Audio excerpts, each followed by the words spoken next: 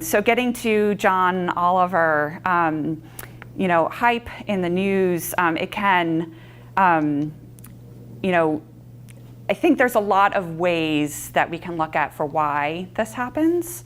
I don't think that it's always malicious in how it happens. If you look at what has to, occur for study to be written up in a newspaper, you see tiny little column of text on one corner of the page that is dedicated to your study. And it's not that the reporter wouldn't want to write more. There's a lot of politics in how that space is allocated to the different stories.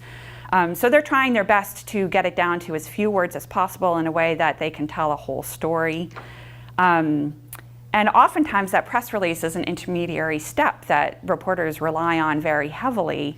So that is about, on average, 2 or 3 pages, which might have been derived from a 10 to 20 page manuscript. So again, here you're seeing the very, very complex being condensed and condensed again, trying to be simplified again and again. And it really is important to think about as you simplify the message to make sure that you're not actually changing completely the meaning of that original message.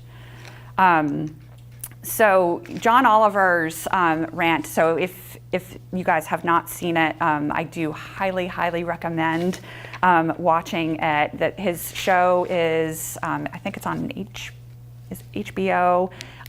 It's called Last Week Tonight with John Oliver, and his session aired on May 8th, to go look it up, and it's called Scientific Research. And he kind of starts off with, scientific studies say, and he really tears into it. And I mean, nobody is left unscathed. It's from, I think mainly looking at the popular media. So by that, I'm meaning like Good Morning America and Today's Show, USA Today, who are really just like getting out the headlines of science. And they're doing this in a way to get viewers and to get clicks. So they're putting out headlines that are, sensational, right? I'm going to make you look. Sometimes their stories might actually have like all of the detail in there, but those headlines are shocking, and oftentimes not all of the details are provided. And that really results in kind of gross distortion of the original message. So not only does your message get changed on you, not your own fault. You wrote the press release, you wrote the manuscript in the most responsible and accurate way, and here there is media that is then causing widespread misunderstanding about the scientific work that you've done. So I know that can be really discouraging because there's not a ton that we can do to control that process, but I think it is important to just be mindful of that.